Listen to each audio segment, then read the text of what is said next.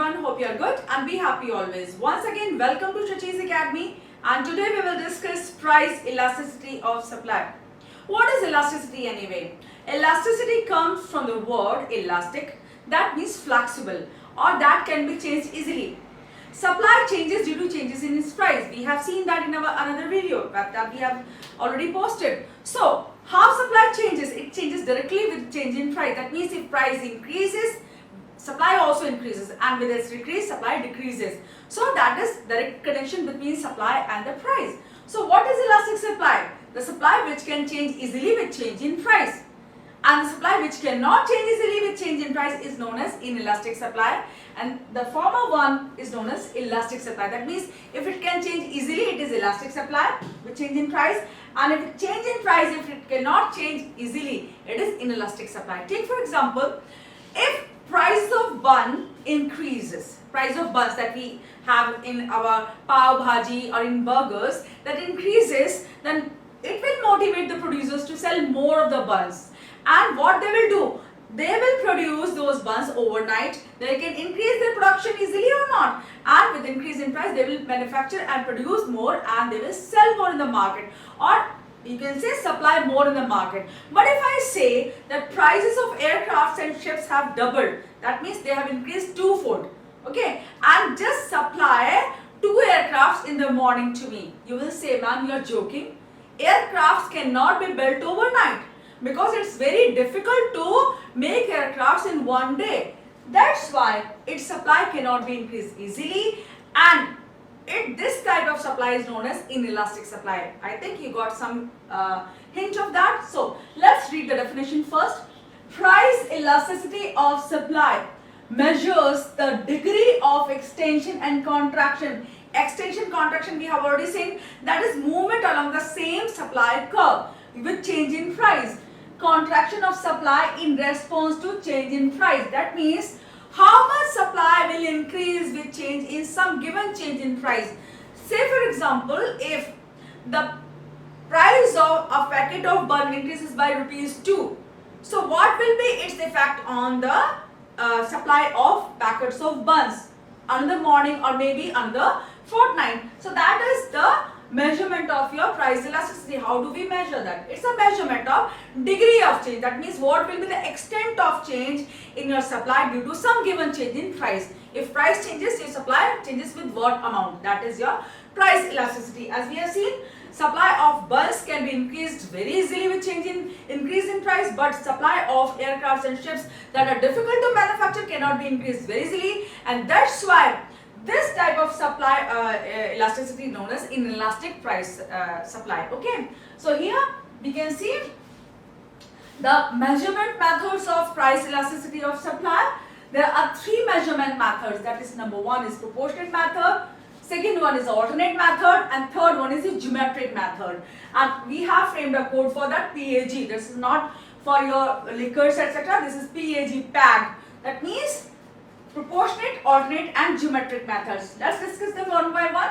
Proportionate method of measurement of price elasticity of supply is equal to percentage change in quantity supplied. That means what is the change in quantity supplied due to percentage change in your price.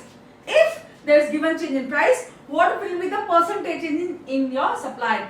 The quantity supply, that is your measurement of price elasticity, and this is proportionate method. Okay, let's see what's the formula. Here the formula is del Q by del P. What is del? That means change in quantity due to quantity supply due to change in price, given change in price. Okay, and what is this del P? That is given change in price, and this is initial price. What was the former price? Initially what was the price? And this is Q, that means initial quantity. That means original quantity before the change in your price. Okay, so let's see the example.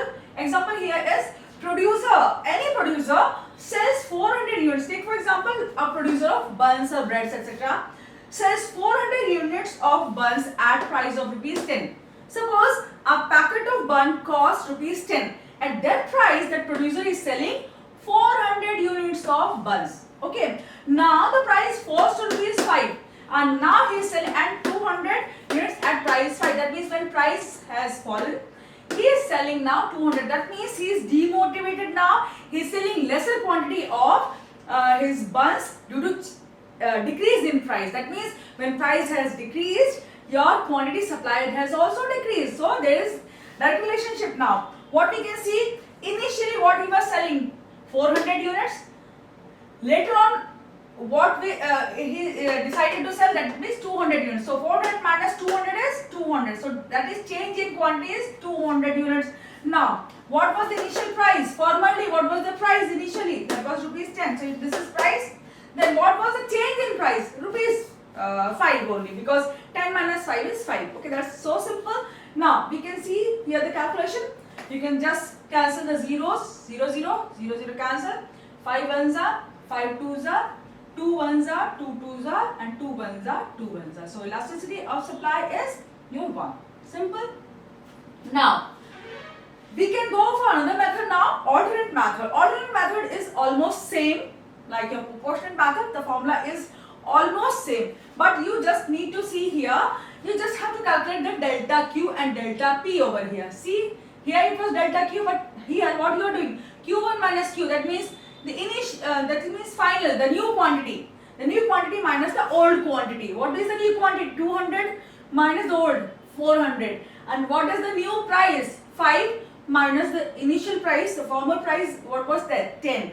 So here into P by Q again. So that is P by Q is same. So formula is almost same or not? This is also del Q and this is the calculation of del Q. Similar. Okay, this formula has been given here, alternate method. So alternate method of calculating price supply elasticity is equal to 200 minus 400. You can see 200 is your new quantity and 400 is the old quantity. New quantity minus old quantity, that is Q1 minus Q. Then here P1 minus P.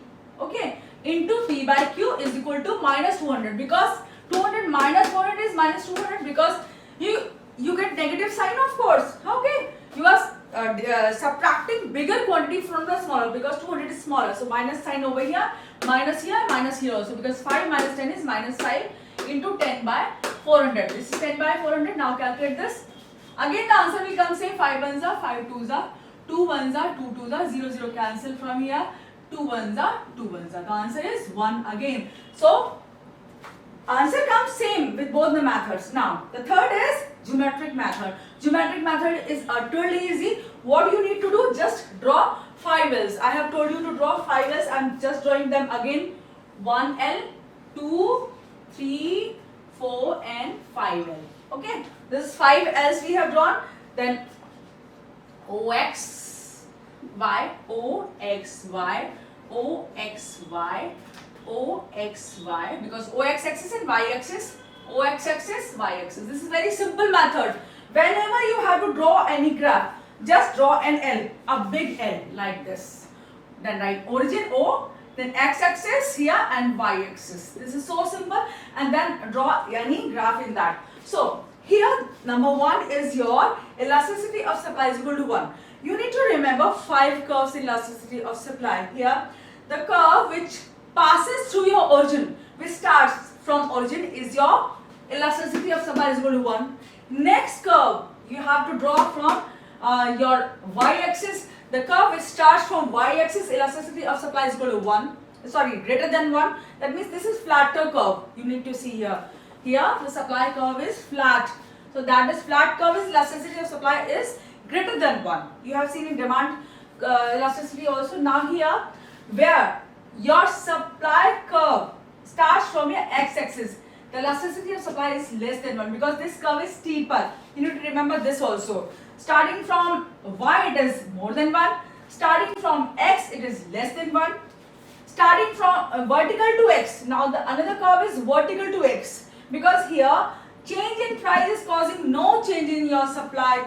Okay, supply is not changing, because here the quantity is taken, the supply is not changing. It is just stagnant, it is fixed. So this is your perfectly inelastic, and here it is perfectly elastic. The curve which is horizontal.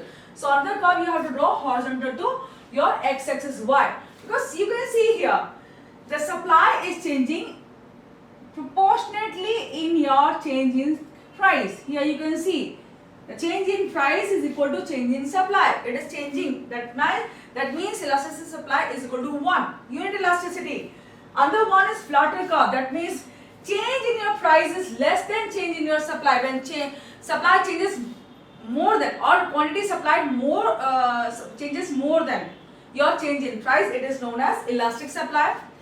When your quantity supplied changes lesser than the change in price, here you can see price is changing more and quantity supplied is changing very less. You can see very minute changes are there. Okay, so that's why the supply curve is what? Steep curve, and that's why it is less than 1. Then this is elastic supply is equal to 0. Perfectly inelastic you can say, and last one is perfectly elastic. So curves you can draw starting from origin, starting from y, starting from x, vertical to x and horizontal to x.